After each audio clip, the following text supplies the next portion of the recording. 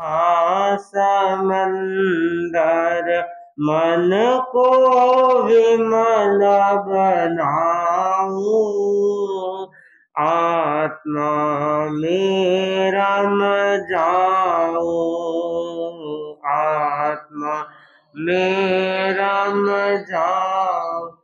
कौन कहाँ से आया हूँ मैं, कहाँ मुझे है जाना, क्या करना क्या किया और क्या शेष रहा न जाना।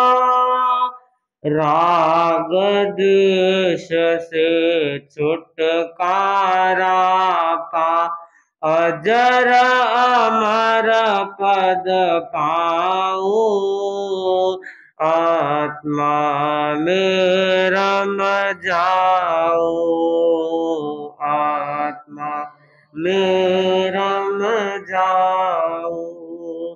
आत्मा चेतन तन पुद्गल है, क्यों पर को निज मानो, पहले एक स्वयं को जानो, फिर जग को पहचानो।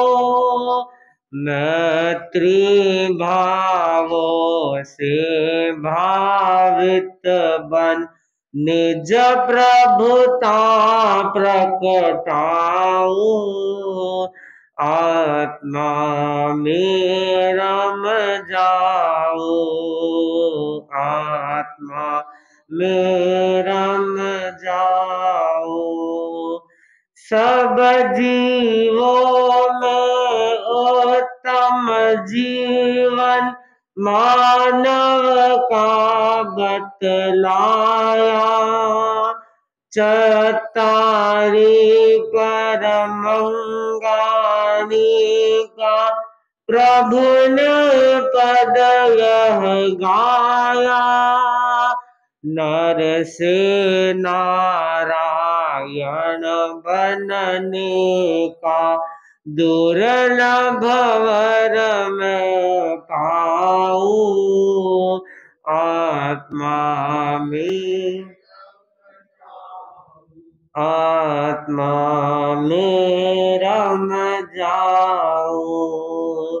करण योग का लेखा झोंका, हृदयंगम बन जाए, समणो हम का भाव सदा ही सोट जगते आए, नव तत्वों के मूल भाव को अनुभव गम्य बनाओ, आत्मा में रम जाओ, आत्मा में रम जाओ। पल पल क्षण क्षण बीती जाए, मेरी यह उमरिया, भौतिकता की चकाचौंध में नहीं बीते यह घड़िया, सजग बना लूं मैं आत्मा को, विजय ध्वजा फहराऊं, आत्मा में रम जाऊं, आत्मा में रम जाऊं। जैन धर्म तेरा पथ भिक्षु, तुलसी हमने पाए, महाप्रज्ञ महाश्रमण चरण पा, हृदय कमल विकसाए, गण उपवन से पाई सौरभ, गणहित सदा लुटाओ, आत्मा में रम जाओ, आत्मा में रम जाओ। सम समता में नहा समंदर, मन को विमल बनाओ, आत्मा में रम जाओ, आत्मा में रम जाओ। महातपस्वी आचार्य श्री महाश्रमण जी पावन चरणम कोटि कोटि वंदन। सद्य मुनि श्री के पावन चरणम भाभरा वंदन। मुनिवृंद उपस्थित समस्त श्रावक श्राविका, था बच्चा पुत्र छत से नीचे आया और माँ से कहा, माँ आज पड़ोस में बड़े अच्छे गीत गाए जा रहे, क्या बात है? कानों को सुनना अच्छा लग रहा है। माँ ने कहा, बेटा पड़ोस में पुत्र रत्न की प्राप्ति हुई है, इसलिए गीत गाए जा रहे हैं, खुशियां मनाई जा रही है। बेटा बोला, माँ ऊपर जाके सुनो। कि हाँ बेटा सुन। ऊपर गया, परंतु अब पहले जिससे आवाज नहीं था, कानों को कर्कश लग रहा था। वापिस आया और बोला, माँ माँ अब तो पहले जैसे नहीं गा रहे हैं, अब तो अच्छा नहीं लग रहा है सुनना। माँ ने कहा, बेटा अब गीत नहीं गा रहे हैं, अब रो रहे हैं। क्यों रो रहे हैं माँ? जो लड़का जन्मा था वह मृत्यु को प्राप्त हो गया, इसलिए रो रहे हैं। जैसे ही थावच्चा पुत्र ने ये सुना और मन में एक जिज्ञासा उत्पन्न हुई, माँ से पूछा कि माँ क्या मुझे भी मरना पड़ेगा? कि हाँ बेटा, जो जन्मता है उसे अवश्य मृत्यु को प्राप्त होना पड़ता है। जो आया है वह एक दिन अवश्य जाएगा, अमर कोई नहीं है। संसार है, ये संसार में जीव जन्म लेते रहते हैं और मरते रहते हैं, अमर कोई नहीं रहता है। तब पुत्र ने कहा कि माँ इस बीमारी का कोई इलाज नहीं है, कोई वैद्य नहीं है जो इसका इलाज कर दे। तो माँ ने कहा, बेटा इस मृत्यु रूपी बीमारी का इलाज करने वाले एकमात्र अरिहंत नेमिनाथ भगवान है। उस समय में अरिष्ट नेमि तीर्थंकर विद्यमान थे, तो वे है जो इस बीमारी का इलाज कर सकते हैं। बेटा बड़ा खुश हुआ और इंतजार करने लगा भगवान के नगरी में पदार्पण का। कुछ दिनों बाद भगवान पधारे और थावच्चा पुत्र वहां पर भगवान की देशना सुनने के लिए गया। देशना सुनी और देशना सुन करके उद्बुद्ध हो गया। एक ही प्रवचन सुना, रोज रोज प्रवचन सुनने की जरूरत नहीं पड़ी। एक प्रवचन सुना और घर आकर कहने लगा कि माँ मैं दीक्षा लूंगा। माँ ने कहा, भी बेटा तू दीक्षा कैसे लेगा? दीक्षा कैसे लेगा? तू तो बड़ी सुकोमल है, बड़ा सुकोमल है और सुख सैया में पला है, मेरा इकलौता पुत्र है, तू दीक्षा कैसे लेगा? दीक्षा के कष्टों को जानता है? बेटा बोला कि मैं सब कुछ जान लिया मैंने, मुझे मृत्यु के रोग से बचना है, अमर होना है, इसलिए मैं दीक्षा लेना चाहता हूँ। ठीक है। माँ श्री कृष्ण महाराज के पास गई। श्री कृष्ण वासुदेव 3 खंड के अधिपति, उनका शासन चल रहा था, और कहा कि मेरा बेटा दीक्षा लेना चाहता है, आप उसे समझाएं। श्री कृष्ण महाराज के पास थावच्चा पुत्र पहुंचा और श्री कृष्ण महाराज ने थावच्चा पुत्र से कहा कि तुम अरिष्ट नेमि भगवान की शरण में क्यों जाना चाहते हो? तुम मेरी शरण में आ जाओ, मैं तुझे सब कुछ दूंगा। तुम्हें क्या चाहिए? तुम्हें धन दौलत चाहिए, मैं तुझे धन दौलत दूंगा। तुम्हें महल चाहिए तो मैं महल दूंगा, अच्छी अच्छी कन्याओं के साथ तुम्हारी शादी करा दूंगा। और तुम्हें क्या चाहिए? जो भी भौतिक सुख सामग्री चाहिए सारी मैं यहाँ उपलब्ध करवा दूंगा। तुम मेरे पास यहाँ रहो, मेरे पास आ जाओ। थावच्चा पुत्र ने कहा, महाराज, मैं अरिष्नेमी भगवान की शरण में जाना चाहता हूँ। आप कह रहे हैं मेरे पास आ जाओ, तो मैं आपके पास भी आ सकता हूँ, परंतु मेरी 3 शर्तें हैं। अगर वो 3 शर्तें पूरी हो जाए, मैं उनके पास नहीं जाकर आपके पास आ जाऊंगा। श्री कृष्ण महाराज ने पूछा, अभी 3 शर्तें कौन सी है? तब थावच्चा पुत्र ने कहा कि मेरी पहली शर्त है कि मुझे जीवन में कभी रोग नहीं आए। दूसरी शर्त है, मुझे जीवन में कभी बुढ़ापा नहीं आए। और तीसरी शर्त है, मुझे कभी मृत्यु नहीं आए। अगर आप इन 3 से मुझे बचा सकते हो, तो मैं भगवान की शरण में नहीं जाकर आपकी शरण में आ जाऊंगा। मुझे तो इन 3 से बचना है। श्री कृष्ण महाराज बोले, इन 3 से तो मैं तो क्या, कोई देवदानव भी नहीं बचा सकता है।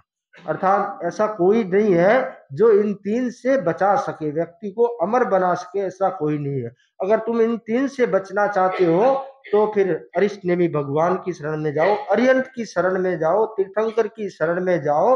वो तुम्हारे को इन 3 से बचा देंगे, अर्थात इन 3 से उपरंत कर देंगे, इन 3 से ऊपर चले जाओगे, अमर बन जाओगे, मृत्यु पर विजय प्राप्त कर लोगे। कहते हैं थावच्चा पुत्र जब दीक्षा ली, 1000 व्यक्तियों के साथ, साथियों के साथ दीक्षा ली, और उनका दीक्षा का जो अभिनिष्क्रमण महोत्सव है, वह स्वयं श्री कृष्ण महाराज ने उनका अभिनिष्क्रमण महोत्सव मनाया।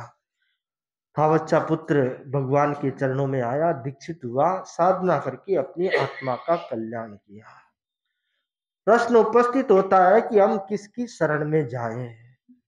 जीवन में शरण अवश्य स्वीकार करनी चाहिए। कुछ लोग कहते हैं कि मैं तो परिवार की शरण में जाऊं, परिवार मेरा बहुत अच्छा है, मेरा बहुत ख्याल रखता है, परिवार की शरण में जाऊंगा तो मैं सुरक्षित रहूंगा। लगता है कि परिवार की शरण में जाने, परिवार आश्रय स्थान होता है, व्यक्ति को सुख सुविधा का स्थान या स्नेह मिलता है। परंतु कब तक? जब तक परिवार का स्वार्थ है, तब तक सब कुछ मिलता है, और परिवार का स्वार्थ पूरा नहीं होता है तो एक दिन जो प्रिय लगने वाला है वह भी अप्रिय बन जाता है। तो परिवार स्थायी शरण नहीं हो सकता। तो राजा की शरण में चला जाऊं, राजा तो मुझे बचाएगा। प्रश्न ठीक है कि राजा तो ताकतवर है, बलवान है, वह तो बचा ही सकता है, परंतु जो स्वयं असुरक्षित है वह दूसरों को सुरक्षा कैसे दे सकता है? एक बड़ा नेता है, बड़ा व्यक्ति है, तो उसके साथ में कितने कमांडो, कितनी पुलिस सुरक्षा लगती है, एक व्यक्ति के लिए कितनी जेड प्लस सुरक्षा तक लगाई जाती है।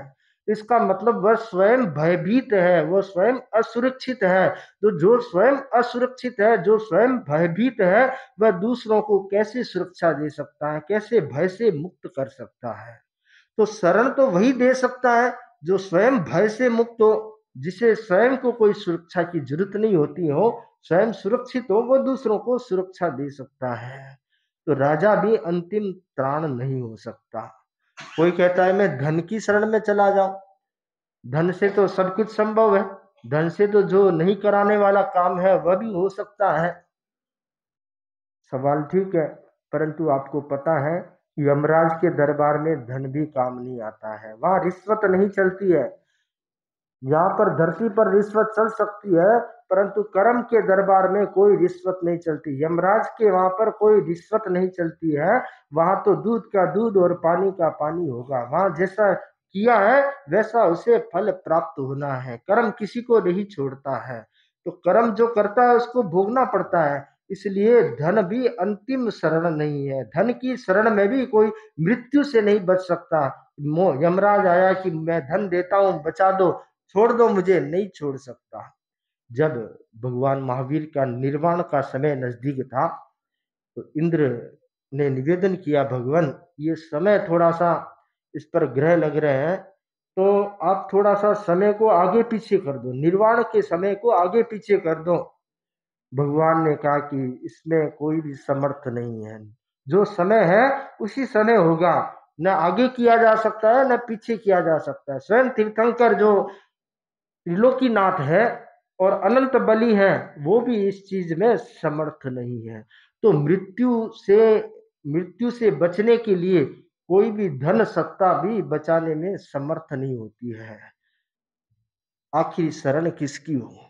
तब आखिर में शरण बताए गए इस आगमों में 4 शरण सूत्र बताए गए हैं, जिनका आप श्रवण करते हैं। अरहंते शरणम पवज्जामि, सिद्धे शरणम पवज्जामि, साहू शरणम पवज्जामि, केवली पन्नतम धम्मम शरणम पवज्जामि। मैं अरिहंत की शरण स्वीकार करता हूँ, मैं सिद्ध की शरण स्वीकार करता हूँ, मैं साधु यानी जो केवली प्रज्ञप्त धर्म का पालन करने वाले साधु हैं, उनकी शरण स्वीकार करता हूँ। और धर्म कौन सा? केवली द्वारा कहा गया जो धर्म है, उसकी शरण स्वीकार करता हूँ। तो इन 4 की शरण स्वीकार करने वाला अतीत काल में भी मृत्यु से अमरत्व की ओर बढ़े हैं, मोक्ष की ओर प्रयाण किए हैं। वर्तमान में भी इन 4 की शरण स्वीकार करने वाला अपना कल्याण कर रहा है, और आगामी भविष्य में भी शताब्दियों शताब्दियों बाद या अगली अवसर्पिणी काल चक्र में परिवर्तन के दौरान इन 4 की शरण स्वीकार करने वाला अवश्य ही मोक्ष को प्राप्त होगा, कल्याण को प्राप्त होगा।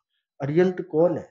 अरियंत कोई व्यक्ति विशेष नहीं, जिन्होंने राग द्वेष को जीत लिया है, जो वीतराग है, जो गुणों के भंडार है, जिनके कोई मोह नहीं है, जो संसार की मोह माया से उपरत हो चुके हैं, वे व्यक्ति अरियंत है। तो वर्तमान में सिमंदर आदि अरियंत भगवान है, तो उनकी शरण में जाएं, हम शरण को स्वीकार करें।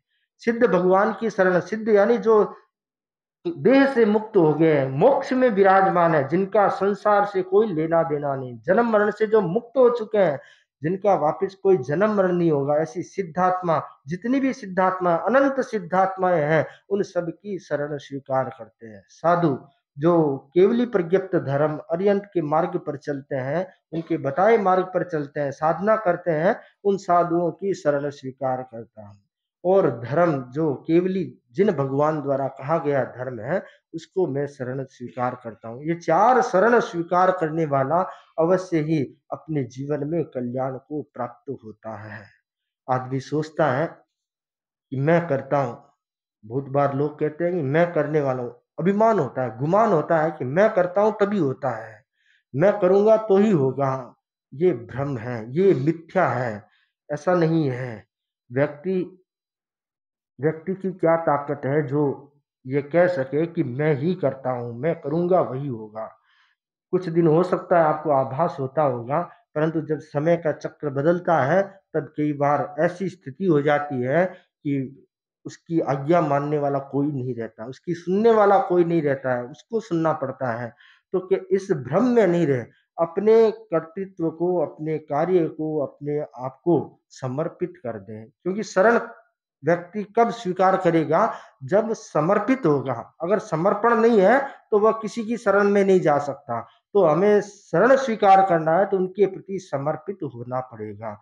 तो अरिहंत के प्रति समर्पित हो, समर्पण करें कि हे भगवान, मैं आपकी शरण में हूँ, जो कुछ है आपका है, जैसा है वो आपका हूँ। आप मुझे तारे, मुझे कल्याण का पथ दिखाए, मेरी बाधाओं को दूर करें, मेरी अंतराय को दूर करें, और मुझे मोक्ष का मार्ग दिखलाएं, और मुझे मोक्ष का मार्ग, बोधि का मार्ग प्राप्त हो। तो हम शरण स्वीकार करें, प्रतिदिन शरण स्वीकार करें। रोज सुबह उठने के बाद 2 मिनट, 3 मिनट, 5 मिनट भावपूर्ण मुद्रा में ये शरण सूत्र का उच्चारण करें। रात को सोने से पहले शरण सूत्र का उच्चारण करें, जिससे बहुत कर्मों की निर्जरा होगी, और आपको लगेगा कि आप तनाव से मुक्त हो रहे हैं, भार से मुक्त हो रहे हैं, निर्भार हो रहे हैं। अपने भार को उनको सौंप दिया है। पुत्र दुकान से घर आता है, चाबियां पिताजी को सौंप देता है, भार से मुक्त हो जाता है। पिताजी को सौंप दिया भार, अपना भार से मुक्त हो जाता है। तो ठीक उसी प्रकार वो हमारे सर्वे सर्वा है, अपना सारा भार उनको सौंप दो, वो जाने न भार जाने, अपने आप भार से मुक्त हो जाओगे। तो शरण स्वीकार करें, शरण अवश्य स्वीकार करें, शरण रहित नहीं रहे, क्योंकि शरण स्वीकार करने वाला त्राण को प्राप्त होता है, उसको सुरक्षा मिलती है, प्रोटेक्शन मिलता है। और जो शरण को स्वीकार नहीं करता, उसको सुरक्षा कैसे मिलेगी? तो जरूरी है कि हम इन 4 की शरण स्वीकार करें, और अपने आत्मा को कल्याण के पथ पर आगे लगाएं। इन्हीं मंगल भावनाओं के साथ ओम आनंद। भगवान महावीर स्वामी के चरणों में भाई और बहनों,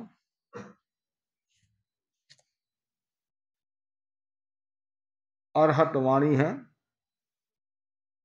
च उन्हं खलो भाषारं परिसंखाय पन्नवं दोनं तो विनयं सिक्के दोन भाषे जत सव्वसो दोन भाषे जत सव्वसो।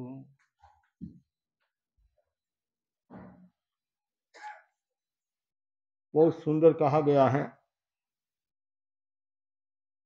हाथ की शोभा हीरे के कंगन से होती है। हार की शोभा हीरे के कंगन से होती है और गले की शोभा सोने की चैन से होती है। गले की शोभा सोने की चैन से होती है, पर जीवन की शोभा धर्म से होती है। और धर्म का एक महत्वपूर्ण सूत्र है मधुर बोलना, मीठा बोलना। जैन दर्शन में 25 बोल का विशद विवेचन आता है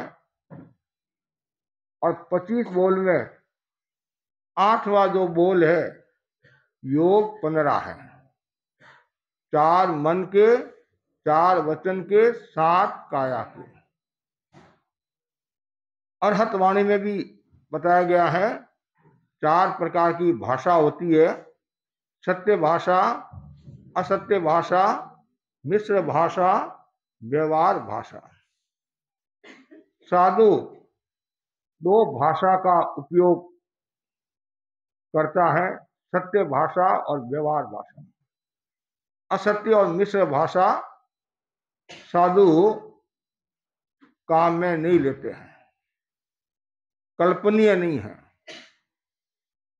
सत्य में भी भगवान ने कहा है प्रिय सत्य बोलना, और व्यवहार भाषा का उपयोग हम करते हैं। भाषा का बहुत बड़ा मूल्य है। जो व्यक्ति भाषा का विवेक रखता है, वाणी का संयम रखता है, वह अपना व्यक्तित्व बनाता है, जीवन को संवारता है, जीवन को सजाता है, जीवन को शक्तिशाली बनाता है और एक दृष्टि से सबका वह आदरणीय हो जाता है। सारा खेल भाषा पर आधारित है। इसलिए भगवान महावीर ने, ज्ञानी जनों ने बार बार कहा वाणी का संयम रखो। जो व्यक्ति वाणी का संयम रखता है वह कलह से बच जाता है, विवाद से बच जाता है और संवाद प्रस्तुत करता है। वाणी संयम के 10 बोल बताए गए हैं। उनमें पहला बोल है झूठ मत बोलो। निष्प्राण शरीर में यदि प्राण नहीं है तो उसका कोई मूल्य नहीं होता है।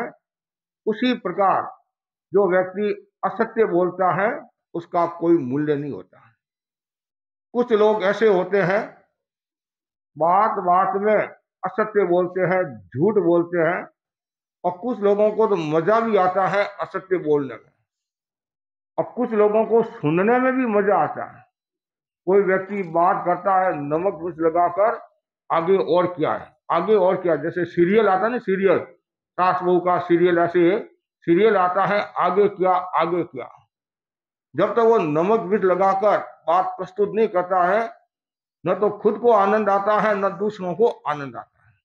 तो ज्ञानी जन कहते हैं जो झूठ बोलता है वह बहुत बड़ी शक्ति से वंचित हो जाता है और संपदा से दूर हो जाता है और धर्म से दूर हो जाता है और लोगों में विश्वास उठ जाता है। असत्य अविश्वास का घर है और सत्य विश्वास का घर है। इसलिए कभी भी झूठ नहीं बोलना चाहिए।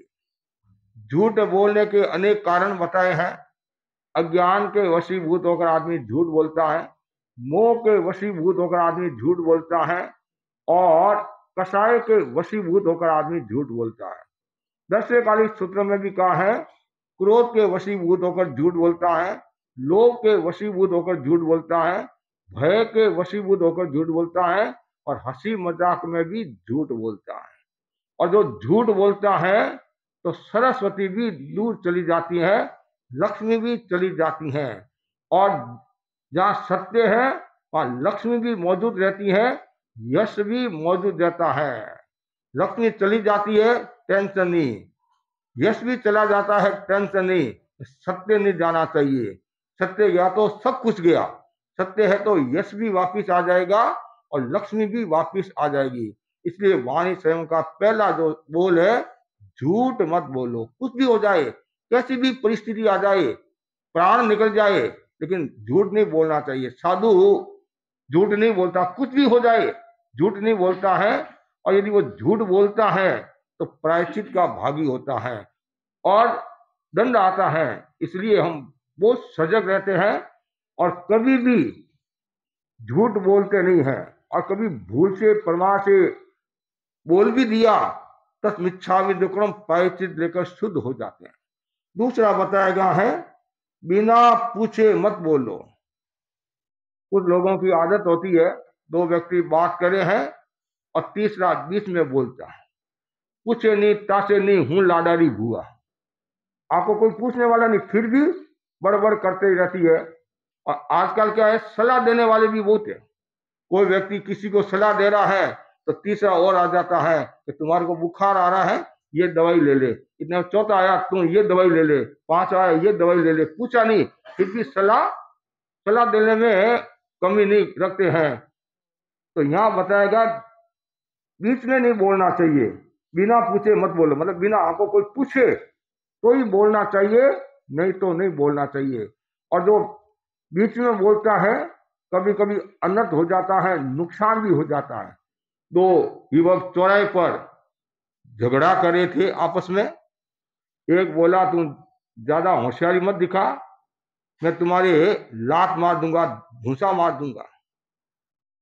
दूसरा बोला, अच्छा मेरे में भी कम दम नहीं है, तुम्हारी बत्ती सी निकाल दूंगा, तोड़ दूंगा। इतने में पहला वापिस बोला, अच्छा तू ज्यादा होशियारी दिखाता है, तू तो 32 ही निकालेगा, है मैं 64 ही निकालूंगा, 64 दांत निकाल दूंगा। तो पास में कोई तीसरा आदमी खड़ा था, उसके मन में जिज्ञासा हुई। जिज्ञासा तो होती है नहीं, कोई मैं भी कोई ऐसी बात पूछता हूँ तो आपके भी मन में जिज्ञासा होती है, कोई बता देता हूँ। अरे भाई, ये बात तो समझ में आती है, भूसा वाली भी बात समझ में आती है, 32 वाली भी बात समझ में आती है, ये 64 की बात कैसे है? मैं कुछ समझा नहीं। हाँ, तू जानता नहीं है, मैं बता रहा हूँ कैसे।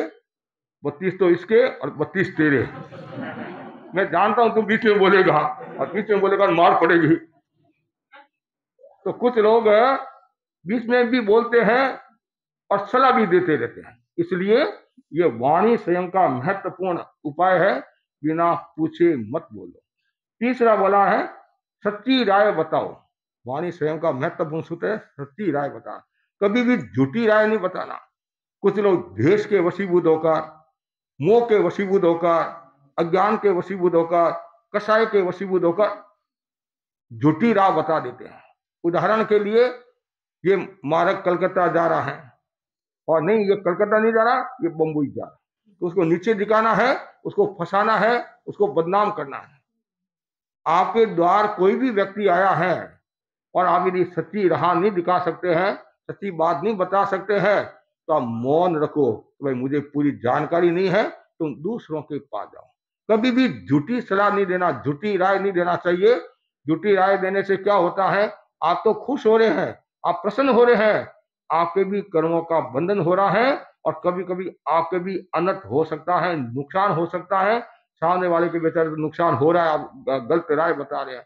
कभी कभी अच्छा समझ कर आपके पास आता है कि समझदार आदमी है, सज्जन आदमी है, हितकारी आदमी है, और सलाह लेने के लिए आया और आपने झूठी सलाह दे दी, गलत सलाह दे दी, तो उसके कितना नुकसान होता है। तो वाणी स्वयं का ये महत्वपूर्ण सूत्र है, सच्ची राय बताओ। चौथा है, बीच में मत बोलो। जो दोनों साथ में कर सकते हैं, बिना पूछे मत बोलो और बीच में मत बोलो।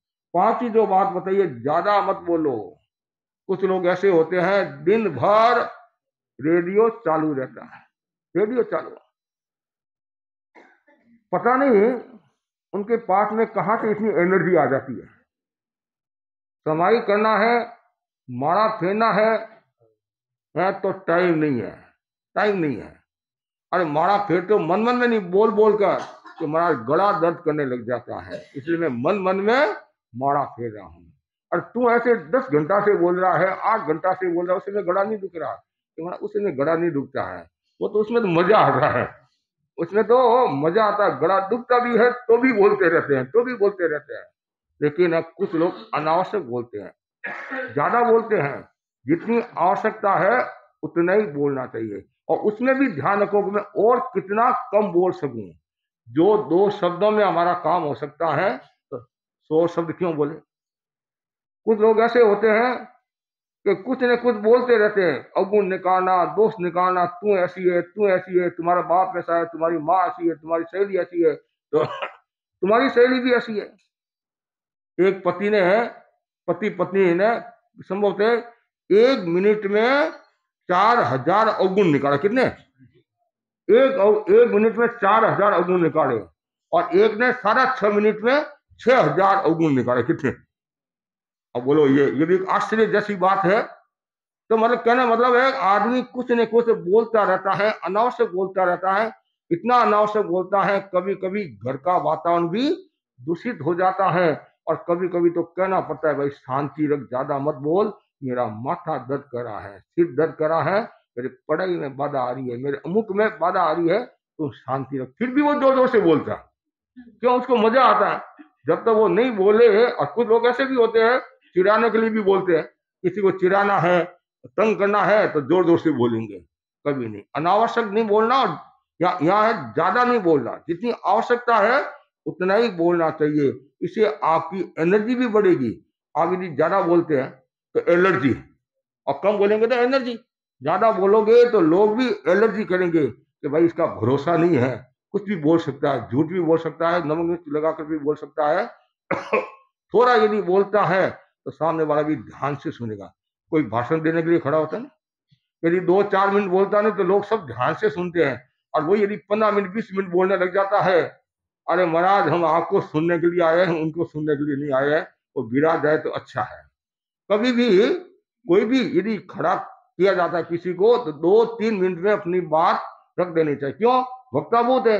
अब 10 वक्ता होते हैं, और एक व्यक्ति यदि 10 मिनट बोलता है, तो फिर संतों का नंबर कब लगेगा, या जिनको हमारे को सुनना है उनका नंबर कब लगेगा। तो थोड़ा बोलना। कुछ लोग कहते हैं, महाराज आपने हमारे को खड़ा कर दिया, अब खड़ा करना आपका काम है, बैठना हमारा काम है। और ये मौका कब मिलता है? मौका मिलता नहीं, बड़ी मुश्किल से मिला, और आप कहते हैं विराज जाओ, विराज जाओ, बैठ जाओ। नहीं, जितनी आवश्यकता है उतना बोलना चाहिए। कभी कभी आप थोड़े में भी ज्यादा बता सकते हो। गागर में सागर की बात करते नहीं, थोड़े में भी ज्यादा। हम देखते हैं कभी कभी गुरुदेव आचार्य महासमुंदी को समय थोड़ा होता है, 5 मिनट 10 मिनट समय होता है, तो 10 मिनट में महत्वपूर्ण बातें बता देते हैं। और भी हम देखते हैं कई संस्थाएं 2 मिनट 3 मिनट में अपनी बात रख देते हैं। समय का अपना मूल्य होता है। जितना आपको बोलना है उनसे ज्यादा नहीं बोलना चाहिए। तो यहाँ बताया कि ज्यादा मत बोलो। ज्यादा बोलने से घर का वातावरण भी दूषित होता है, ज्यादा बोलने से और भी नुकसान होता है। इसलिए वाणी संयम में ये बताया गया है कि मन में द्वेष हो ऐसा वचन न बोलो। मन में द्वेष हो, आक्रोश हो, ऐसे वचन कभी नहीं बोलना चाहिए। कभी कभी ऐसा हो जाता है, आवेश में जब आदमी आता है, आवेश में, तो आवेश में पता नहीं चलता है, और वो ऐसे ऐसे शब्द प्रयोग कर लेता है, और कि तू गुंडा है, क्या कहता है। और पत्नी ने, या कोई भी 2 व्यक्ति दोस्त मिले कि तू गुंडा है, एक बोला तू नाग है, एक बोला तू गुंडा है तो तू नाग है। और योग ऐसा बोला कि जो जैसा बोला नहीं, और वो मरकर दोनों वैसे बन गया। एक नाग बन गया और एक गुंडा बन गया। आदमी जैसा बोलता है वैसा कभी कभी फल भी मिल जाता है। तीव्र रस में यदि आदमी आक्रोश में बोलता है, उसमें यदि आयुष्य का बंधन हो जाता है, और वैसा ही वो बन जाता है कि तुम्हारे हाथ टूटे हुए हैं तो वो हाथ टूटे हुए हो जाएंगे। तुम मरी, कहाँ मरी थी, वो वैसा ही हो जाएगा। इसलिए हमेशा ध्यान रखो, ऐसे शब्द मत बोलो, देश में आकर मत बोलो। कभी कभी गुस्सा आता नहीं, उसमें पता नहीं चलता, बेभान वो मूर्छा में चला जाता है। ऐसे ऐसे शब्दों का प्रयोग कभी कभी घर के सदस्य भी नहीं सुन सकते कि ये क्या बोल रही है, क्या पागल हो गई है या और कुछ हो गया है। कभी भी ऐसे नहीं बोलना, मतलब देश में आकर कोई भी ऐसे शब्द नहीं बोलना चाहिए। जो भी बोलना है शांति के साथ, प्रेम के साथ, सुझाव की भाषा में बोलो, ताकि क्या होगा, सामने वाला व्यक्ति आपका हो जाएगा। कभी कभी कहते नहीं तुम कहाँ मरी थी, ऐसे भी बोल देते हैं। कभी कभी बाप ने बेटे को क्या कहता है, बाप ने बेटे को क्या कहता है, तुम गधे की औलाद है। क्या है, तो गधे की औलाद है, वो तो गधे की औलाद है या नहीं है, तुम तो गधा बन गया, तुम तो गधा बन गया। और पत्नी अपने पति से कहती है, क्या पति अपने पत्नी से कहती है कि तुम बांदरी है। तो अच्छा, मैं बांदरी हूं, मेरा सौभाग्य है, मुझे ऐसा बंधन मिला। तो आदमी ये क्यों, जब आक्रोश में बोलता है, द्वेष में बोलता है, तो वहां समस्या आ जाती है। इसलिए यहाँ बताएगा, मन में द्वेष हो ऐसा वचन न मत बोलो। अब देखो, और भी हमारे ऐसे उदाहरण आते हैं, आगमों में भी आते हैं, जिन्होंने ऐसे शब्दों का प्रयोग किया तो वापिस उनको फल भोगतना पड़ा, दुख उठाना पड़ा, कष्ट उठाना पड़ा। तो वाणी स्वयं का ये महत्वपूर्ण सूत्र है। और आगे बढ़ा, कठोर वचन मत बोलो। द्वेष और कठोर में अंतर। एक तो द्वेष तो जानबूझकर, अब कठोर बोलते हैं, कभी कभी आदमी आवेश में आकर कठोर शब्द बोल देता है, फिर बाद में वो पश्चाताप करता है, पश्चाताप करता है। तो कठोर वचन भी नहीं बोलना चाहिए। कठोर वचन है, मन का ही वचन है, ये बोलने से क्या होता है, अर्थ का अनर्थ हो जाता है। और कभी कभी कठोर वचन के कारण घर का सदस्य आत्महत्या कर लेता है। अभी कल परसों अखबार में आया, तो दादी ने अपने पोती को कहा कि तुम दादा का ध्यान रखना, दादा का ध्यान रखना। तो 14 वर्ष की लड़की थी, दादा का ध्यान नहीं रखा, बाहर घूमने के लिए चली गई। 5 बच्चे होते हैं, और दादी ने थोड़ा डांटा, कठोर कहा, और उसने आत्महत्या करी। तो इसलिए अभी वर्तमान में हम देखते हैं और सुनते भी हैं कि जो कठोर वचन बोलता है उसका क्या परिणाम आता है। पहले आप कठोर वचन बोलते थे तो सामने वाला क्या सोचता था कि मेरे हित के लिए बोल रहे हैं, मेरे सुधार के लिए बोल रहे हैं। लेकिन आज सहनशीलता की इतनी कमी आ गई है, थोड़ा सा भी कुछ कहते हैं तो गलत कदम उठा लेते हैं। थोड़ा सा ही, कोई ऐसा ज्यादा कठोर भी नहीं कहा कि भाई तुम घर में है थोड़ा ध्यान रखो, व्यापार में ध्यान रखो, कि सट्टा मत करो, जुआ मत खेलो, शराब मत पियो, नॉनवेज का प्रयोग मत करो, दुराचार की ओर मत जाओ, हमारा घर अच्छा है। थोड़ा सा हल्का सा कहा, इतने में तो वो इंसल्ट समझता है और आत्महत्या कर लेता है। आगे क्या, नानी का घर जो दही बाटे मिल जाएगा। कभी भी ऐसा कदम नहीं उठाना। पहली बात तो कठोर वचन से बचना चाहिए। अब घर गृहस्थी है, कभी कठोर वचन करना भी पड़ता है, अनुशासन करना भी पड़ता है। तो सामने वाले व्यक्ति को ये सोचना चाहिए कि देख, मेरे जोक से माँ को कठोर वचन कहना पड़ा, मेरे जोक से माँ को तकलीफ हुई है, तत्काल खमत खावना करना, माँ मैं आगे से ध्यान रखूंगा। जो कठोर वचन कहता है, मनकारी वचन कहता है, कभी कभी ऐसा अनर्थ होता है जिनकी हम कल्पना नहीं कर सकते। सेठ और सेठानी घर में 2 जने थे, आपस में अच्छा प्रेम था, बहुत बढ़िया व्यापार चलता था। लेकिन आप जानते हैं, जीवन है, उतार चढ़ाव आता है, व्यापार में भी उतार चढ़ाव आता है। सब दिन एक तरीके नहीं होते हैं। जैसे आपका व्यापार भी एक तरीका नहीं चलता है, तो हमारा व्यापार भी एक तरीका नहीं चलता है, हमारा भी एक तरीका नहीं चलता है। कभी 50 आदमी आते हैं तो कभी 5,000 भी आ जाते हैं। बेंगलोर हमने चातुर्मास किया तो समस्या के दिन 8 से 10,000 लोग थे, और कभी 8 से 10,000 लोग थे। और हम छोटे गांव में चातुर्मास किया तो वहां 100-200 लोग थे। कभी घी गणा, कभी मुट्ठी छना, ये तो होता ही है। कभी ज्यादा धर्म व्यापार होता है, कभी कम होता है। कभी ऐसा भी होता है, थोड़ी पूंजी में भी ज्यादा व्यापार हो जाता है, कभी ज्यादा पूंजी में भी थोड़ा व्यापार होता है। कभी लोग कहते हैं, महाराज आप ही यहाँ तो 6,500 परिवार है, तो लोग खूब आते होंगे। आप ही जानते हो, मैं भी जानता हूँ, है, आप ही जानते हो, मैं भी जानता हूं। और कभी कभी थोड़े में ज्यादा लोग आ जाते हैं, जैसा अवसर होता है। तो यहाँ सेठ और सेठानी आराम से रह रहे, बहुत बढ़िया व्यापार था। लेकिन उतार ऐसा आया, व्यापार में नुकसान हो गया। होता है, व्यापार करते कभी रिस्क लेते हैं, कभी असावधानी के कारण हो जाता है, कभी और कोई कारण से, या कभी सामने वाला व्यक्ति की नींद खराब हो जाती, पार्टी खराब हो जाती, तो नुकसान भी हो जाता है। भाई बोला मेरा करोड़ों रुपए चले गए। तो कभी कभी ये क्यों जाते हैं, कभी मैं सोचता हूँ क्यों जाते हैं।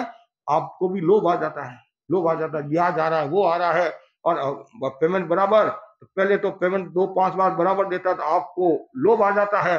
फिर कहते हाँ भाई 5 लाख रखता हूँ, 10 लाख रखता हूँ, और फिर 1 करोड़ का दे दे, तो ऐसा करके 5-10 करोड़ लेकर भाग जाता है। भाग जाता है इसलिए लोभ में तो कुछ भी हो सकता है।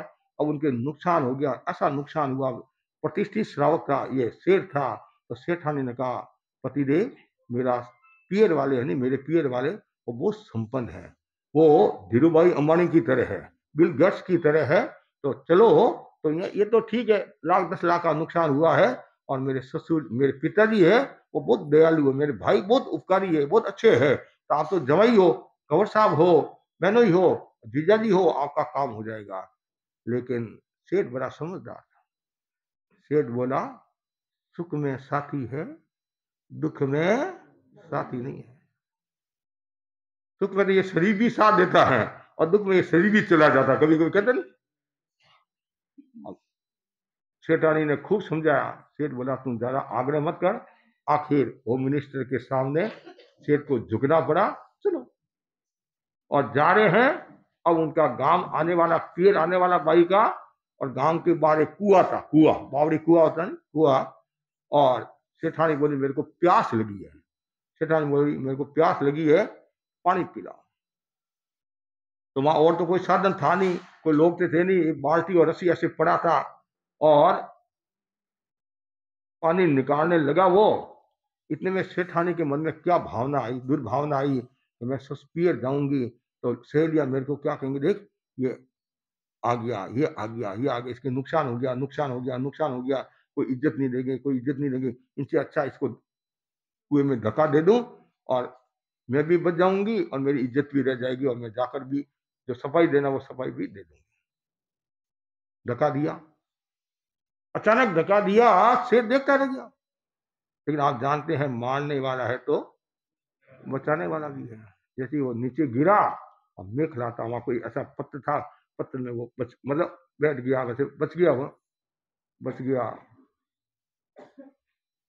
वो तो भागी वहां से, तो पकड़ नहीं दिया, और भागती भागती गांव में आई। क्या हुआ, अकेली कैसे भाई? अरे भाई, पियर पहुंची, क्या हुआ, रो रही है, क्या करूं, क्या करूं, क्या करूं। हम दोनों आ रहे थे, डाकू मिले और मेरे पति को लेकर चले गए। और मैंने खूब मुकाबला किया, बचाने की बहुत कोशिश की, लेकिन उसको लेकर चले गए, और मैं ऐसे रोती रोती आई। तो साला ने, मतलब भाई ने, सगे संबंधी ने खोज की, लेकिन कहीं मिले नहीं। अब मिलेंगे कहा, वो तो कुएं में था। अब कुएं में कौन देखे, सामने तो कौन देखे, वो भाई बोली, अब भाई का विश्वास करेंगे। खूब 2-5-10 दिन ढूंढा, लेकिन मिला नहीं। तब भाई को भी शांति होगी, पापो कटियो, शांति होगी। अब वो अंदर था, तो उधर से ग्वाले निकले, उनको भी पानी की आवश्यकता थी। पानी निकालने के लिए जाते हैं, अंदर से आवाज आती, निकालो निकालो निकालो। तो ग्वाला ने बेचारा, मेरा कोई भूत होगा, कोई भूत होगा, कभी ऐसा होता नहीं, आवाज आती भूत, तो सब डर गए कि कौन भूत, भूत, अरे भूत नहीं हूं, अद्भुत हूं, भूत नहीं अद्भुत तो कौन, मैं ये हूं, तो कैसे? अरे बाहर निकाल, फिर बताऊंगा, बाहर बाहर निकालू फिर। और बाहर निकाला, आदमी था, भूतनी था। कैसे गिरे, क्या करूं भाई, मैं पानी निकाल आता, पैर फिसल गया और नीचे गिर गया। अपने घर की हल्की कौन लगाएगा, हाँ घर की। अच्छा, उस ग्वाला ने देखा सेठ तो अच्छा है, जानदार आदमी है, बोली से, व्यवहार से, घर घराने का था तो ठीक है, नुकसान हो गया। आज भी हम देखते हैं घर घराना, वो तो खानदानी तो कहीं जाने वाली नहीं है, नहीं। और उन्होंने कहा तुम हमारे साथ रहो, साथ रहो। और साथ करते करते क्या होता है, वो भी न्याल हो गया, वाले भी न्याल हो गए, और ये भी न्याल हो गया, खुश, धन दौलत उसके पास हो गया। और उसने सोचा एक बार ससुराल जाता हुआ फिर मैं अपने घर, श्रीमती को तो लाना पड़ेगा ना। हाँ, रोटियां को फोड़ा पड़ी, और कहलवा दिया कि मैं आ रहा हूं। कौन? मैं आ रहा हूं। जैसे ही ससुर जी ने सुना, खुश हुए, साला ने सुना, खुश हुए, ओहो पधारो, पर आ रहे आ रहे हैं। लेकिन धड़कन तेज किसकी हुई? आप सब समझ गए, धड़कन तेज किसकी हुई? श्रीमती की। अब क्या होगा, पोल खोल दी तो मेरी तो इज्जत गई। और स्वागत किया, पधारो, क्या हुआ, क्या हुआ। इधर वो सेठानी भी मिली, क्या हुआ, ऐसी मतलब ऐसा नाटक पढ़ने लगी। सेठ ने सोचा अब ज्यादा बोलने में मजा नहीं है, हमारी हल्की लगेगी, कि तुम्हारा भागता मैं बच गया, तुम्हारा भागता मैं बच गया। तो वो ससुर जी भी समझ गए भाई यही भागता डाकुओं के बीच में, तो बच कर आगे। ठीक है, वहां 5-10 दिन रहे, थोड़ा शरीर भी थोड़ा कमजोर, ऐसे तो कमजोर नहीं था, लेकिन थोड़ा फर्क तो पड़ता है, घर का सदस्य नहीं होता है। तो 5 दिन ससुराल में रहे और खूब माल पानी खाया, तो थोड़ा लाल टमाटर जैसा चेहरा भी हो गया। अब वो वहां से वापिस अपने घर आते हैं और वापिस जो भी कर्जा था सब उतारा, आराम से रह रहे हैं। कालांतर में लड़का हुआ, लड़का बड़ा हुआ, लड़के की शादी हुई और आराम से सब रह रहे हैं। कोई ऐसी एक घटना घट गई, सास बहू के बीच में रोजाना की लड़ाई शुरू होगी। ये आज की समस्या नहीं है, ये अनादिकाल की समझ लीजिए आप। मतलब हाँ, ये सास बहू की समस्या आज की समस्या नहीं है, ये मतलब पुरानी समस्या। घर होता तब, दो बर्तन होते हैं तब तो आपस में आवाज होने की संभावना रहती है। अब बेचारा पति भी फंस गया। माँ की तरफ बोलूं, बहू की तरफ बोलूं, पत्नी की तरफ, ऐसे करते करते करते एक दिन की बात है, सासू बाहर कोई काम बढ़ाती, काम कर, नहीं करूं, नहीं करूं, नहीं करूं, मूड ऑफ हो गया। एक दिन की बात है, सासू जी ससुर जी को भोजन करा रही, सेठानी सेठ को भोजन करा रही थी। और भोजन कराते समय क्या होता, एक छोटा दरवाजा, ऐसे दरवाजा था, दरवाजे से वो धूप आ रही थी। वो धूप सेठ की आंखों के ऊपर गिर रही थी, सिर पर गिर रही थी। तो सेठानी ने सोचा शेर शाह को तकलीफ होगी, तो सेठानी ने क्या किया, पल्ला दे दिया। सेठानी क्या, पल्ला देते ना, ऐसे पल्ला कर दिया, कपड़ा कर दिया, ऐसे पल्ला कर दिया ताकि सेठ को तकलीफ न हो। जैसे ये किया और सेठ को हंसी आ गई। क्या आ गई? और सेठ को हंसी आ गई। एक तो वह दिन और एक आज यह दिन। उस दिन तो धक्का दिया और आज ये नाटक करी है, नाटक करी। लेकिन वो दोनों ही समझते, दूसरा कोई समझता नहीं था। लेकिन क्या हुआ, ये दृश्य किसने देखा? बहू ने देख लिया। दृश्य बहू ने देखा, आज मजा है, आज सासू को पानी पिलाऊंगी मैं। ये रोजाना कहती है चटनी पीस, आज पूरी चटनी इसकी पीस लूंगी। तत्काल पति घर पर आया, पति से कहा तुम्हारे बाप को पूछ कि भोजन करते समय बाप को हंसी क्यों आई। और ये भी कोई पूछने की बात है, ये कोई पूछने की बात है, हंसती है। कभी आवश्यक भी जाते हैं, कभी अनावश्यक भी।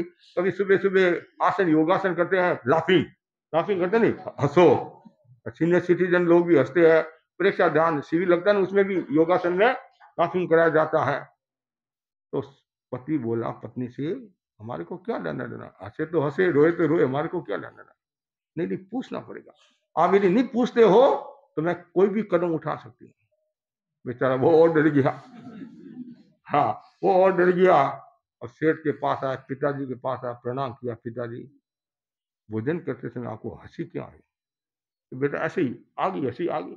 नहीं नहीं नहीं, वो ऐसे बोले नहीं, तो भाव से समझ गए कोई न कोई दांत में काला है। और सेठ को बताना नहीं था, लेकिन बेटे ने इतना आग्रह किया, सेठ भी झुक गया। बेटा एक दिन वो है, एक दिन ये है, कि यही तुम्हारी माँ, एक दिन मेरे नुकसान हो गया था और तुम्हारी माँ ने कहा मेरे पिए चलो, खूब माल मिलेगा और कर्जा उतर जाएगा।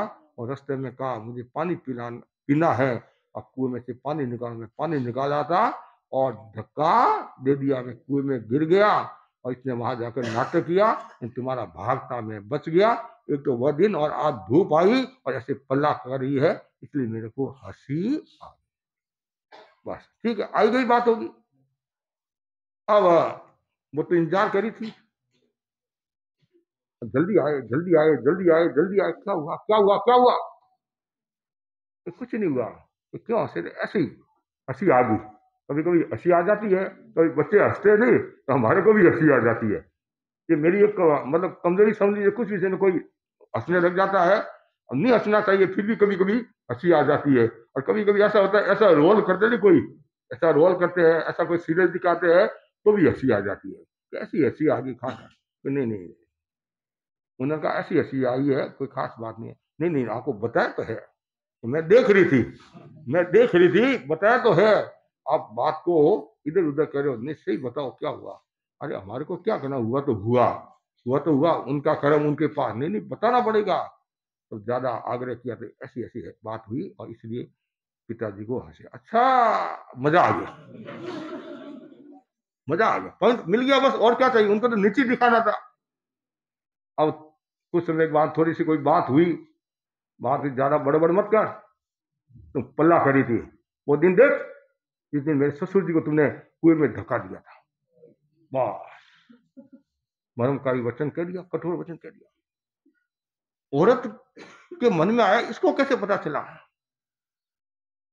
हो न हो कुछ घटना घटी, अब मुझे जिंदा नहीं रहना है, अब मुझे जिंदा नहीं रहना, अब मैं इस घर में रह ही नहीं सकती, और जाऊं कहां।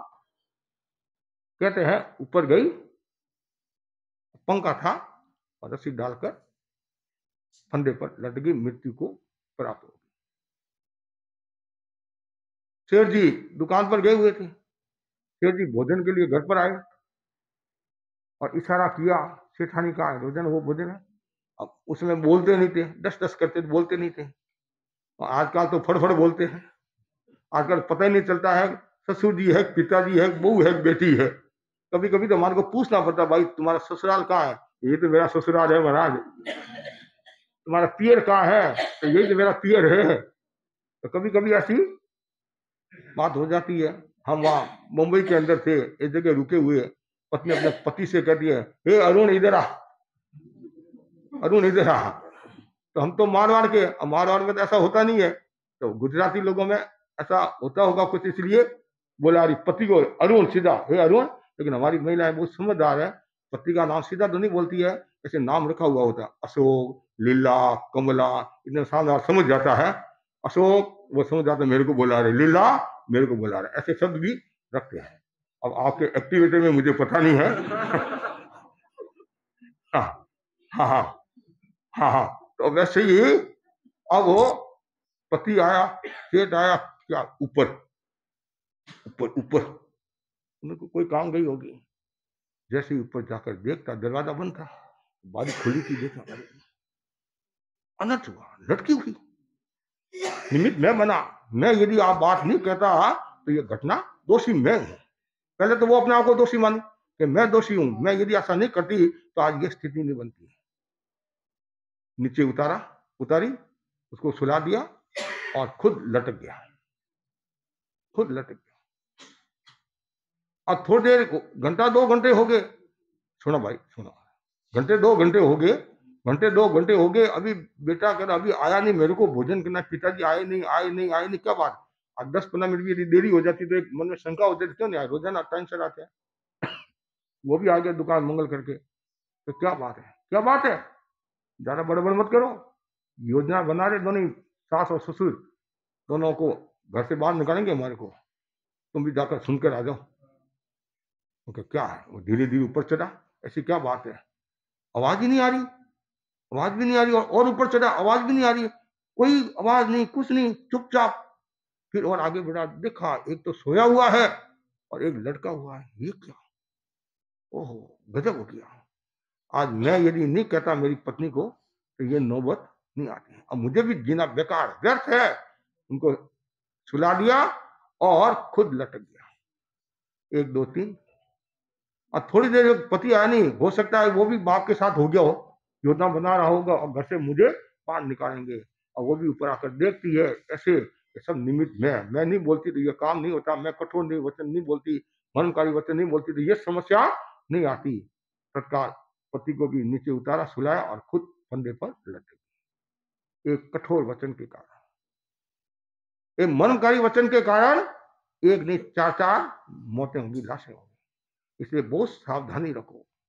कभी कभी मर्मकारी भाषा बोल देते कि तुम्हारा चरित्र ऐसा है, तुम्हारा चरित्र ऐसा है, मैं जानती हूं तू कैसा है, मैं जानती हूं तू कैसा है। कभी जो हुआ अतीत में हुआ, किसी गलती नहीं होती है, कौन दूध का दया हुआ है, कोई दूध का दया हुआ नहीं है। जब तक केवल ज्ञान नहीं होता है, वीतराग नहीं होते हैं, तो गलती स्वाभाविक है, कम ज्यादा हो सकती है, आत्म प्रदेश में विपाक में गलती हो सकती है, कुछ भी हो सकता है। कभी भी मर्मकारी भाषा का प्रयोग नहीं करना चाहिए, और कठोर वचन मत बोलो, वाणी संयम का ये महत्वपूर्ण सूत्र है। और उसके बाद में है, ओछी भाषा मत बोलो। कोई लोग ओछी भाषा भी बोलते हैं, एकदम निम्न स्तर की भाषा बोलते हैं, कभी कभी बीमार लोग होते हैं, नहीं बीमार लोग होते हैं, ग्रामीण लोग होते हैं, तो उसी भाषा का प्रयोग कर लेते हैं। जैसे एक लड़की अपनी बहन को लेकर ऊपर चल रही, एक लड़की अपने बहन को लेकर पहाड़ पर चल रही, पहाड़ पर चल रही, तो वो बच्ची रो रही होगी, कुछ करी होगी, तो अब वो बहन अपनी छोटी बहन को क्या कहती है, रान चुप रहे। क्या करिए, रान चुप रहे। अभी इसकी शादी हुई नहीं, रान हुई कहां से? रान मैंने विधवा। तो उधर से हमारे संत निकल रहे थे, संतों ने पूछा, भाई ये रान कब हुई, ये रान कब हुई? कि नहीं महाराज, ये तो हमारी भाषा है, हमारी भाषा नहीं है। कभी भी ओछी जबान नहीं बोलनी चाहिए। कभी घर में भी देखते हैं ऐसी ओछी जबान, हल्की शब्द, हल्के शब्द बोलते, कभी नहीं बोलना। तन हल्का भला मन हल्का सुखकार, तन हल्का भला मन हल्का सुखकार। और हल्के अच्छे नहीं, वाणी और व्यवहार, हल्के अच्छे नहीं है, वाणी और व्यवहार कभी हल्का नहीं होना चाहिए। कभी भी तू और मैं का प्रयोग नहीं होना। तू ये शब्द है, ओछा शब्द है। वो लोग तो ऐसे हैं, नौकर को भी आप कहते हैं, नौकर को भी आप कहते हैं। अरे गुड्डे भी है नहीं, संतों को कभी कभी जी शब्द का भी प्रयोग, दिनेश जी को बुलाओ, दिनेश जी को बुलाओ, तो वो तो इतने बड़े हैं, हम तो बहुत छोटे बच्चे हैं। लेकिन नहीं, बड़ों का आदर, छोटों का भी स्नेह भाव, इसलिए कभी भी ओछी जबान का प्रयोग नहीं करना चाहिए। और जो ओछा दिल वाला होता है, ओछा चिंतन वाला होता है, और वो व्यक्ति हमेशा नीचाई की ओर जाता है, कभी भी ऊंचाई को प्राप्त नहीं होता है। इसलिए हमेशा ऊंची भाषा होनी चाहिए, उन्नत भाषा होनी चाहिए, समृद्ध भाषा होनी चाहिए। और ऐसी भाषा बोलो पराया भी अपना हो जाए। यदि हम ओछी भाषा बोलेंगे तो अपना भी पराया हो जाएगा। उसके बाद में, हाँ, पूछने पर भी सावध्य वचन नहीं बोले, पूछने पर भी सावध्य वचन नहीं बोलना। सावध्य मतलब पापकारी वचन नहीं बोलना, निश्चयकारी नहीं बोलना। कभी कभी हमारे साधु के लिए नियम है, साधु निश्चयकारी भाषा नहीं बोल सकता। निश्चयकारी भाषा का मतलब क्या?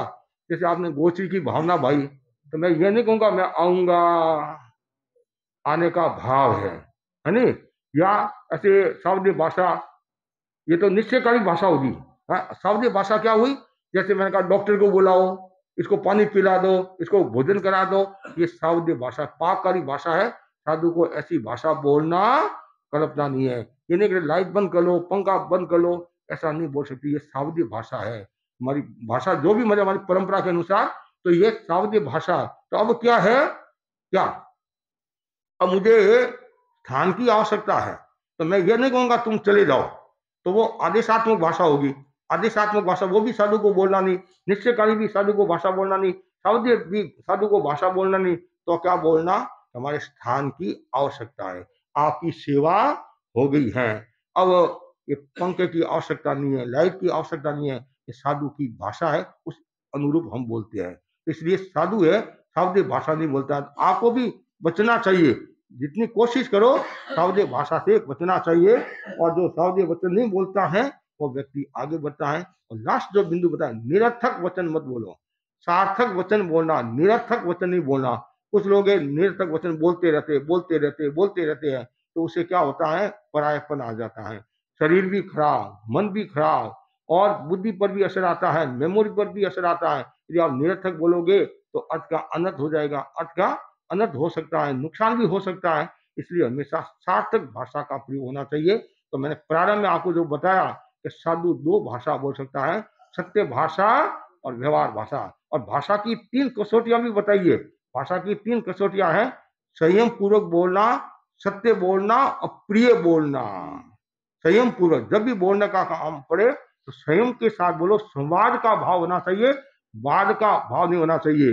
जहाँ संवाद है वहां आत्मीयता है, और जहाँ वाद विवाद है वहां आत्मीयता नहीं है, झगड़ा है। तो संयम, और ऐसे ही सत्य भाषा, प्रिय सत्य भाषा बोलो, प्रिय कर वचन बोलो, ऐसे वचन बोलो तो सब अपने हो जाए। मैंने कल बताया नहीं, कोयल की तरह और गांगला, ये क्या कागला। तो जो कोयल की तरह बोलता है उसका एक अलग मूल्य होता है, और कागला बोलता है उसका एक अलग रूप होता है। इसलिए हमेशा मीठा बोलो, अच्छा बोलो, प्रेम के साथ बोलो। हमें ये मनुष्य का जीवन मिला है, और ये वाणी मिली है। ये वाणी संपूर्ण रूप से अभिव्यक्ति का एकमात्र अधिकारी कौन है, व्यक्त करने का, वो मात्र मनुष्य है। देवता के पास में भाषा और मन साथ में है। नारकी है तो वो भी वहां किसे व्यक्त नहीं कर सकते हैं, सामान्यतः व्यक्त नहीं कर सकते हैं। लेकिन तिरेंस है, तिरेंस के पास भी भाषा है, भाषा है, लेकिन वो जैसे हिन हिनाना, सिंगाना, ऐसी भाषा, लेकिन हर कोई समझ नहीं सकता है। तो मनुष्य की एक ऐसा भाषा है हर कोई समझ सकता है। क्यों? व्यक्त भाषा है। और एक इंद्री के पास में भाषा नहीं है, एक इंद्री के पास भाषा नहीं है, दो इंद्री से लेकर पंच इंद्री तक व्यवहार भाषा है, और व्यवहार भाषा है, लेकिन वो अव्यक्त भाषा है। और संपूर्ण उसे भाषा व्यक्त करने का अधिकारी एकमात्र मनुष्य है।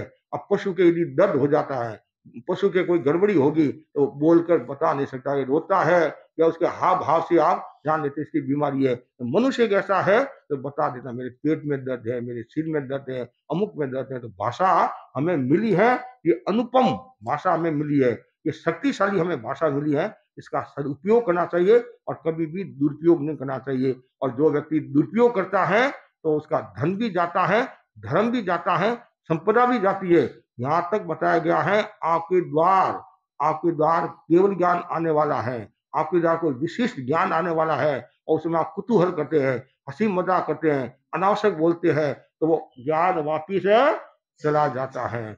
यहाँ भी देखो, आप व्यापार में भी देखो, और कोई ग्राहक आया उसके साथ आप हंसी मजाक करते हैं, दुर्व्यवहार करते हैं, वो 5 पैसे की कमाई देने वाला है, वो आपको छोड़कर चला जाता है। घर में भी यदि आप किसी के साथ में हंसी मजाक करते हैं, वो लोगों को हंसी मजाक सहन नहीं होती है, और कुछ लोग तो सहन कर लेते हैं। इसलिए विवेक के साथ बोलना, किसी को कटु लगे वैसी भाषा कभी नहीं बोलना चाहिए। तो बस मैं इतना ही आपको कहना चाहता हूँ, सभी भाई बहन, ये जो हमें ये मनुष्य जीवन मिला है और धर्म मिला है, और धर्म का ये महत्वपूर्ण सूत्र है सम्यक बोलना, अच्छा बोलना, और जो अच्छा बोलता है वो व्यक्ति आगे बढ़ता। देखो, राम की वाणी में मधुरता थी, राम की वाणी में मधुरता थी, और रावण की वाणी में उग्रता थी, कठोरता थी।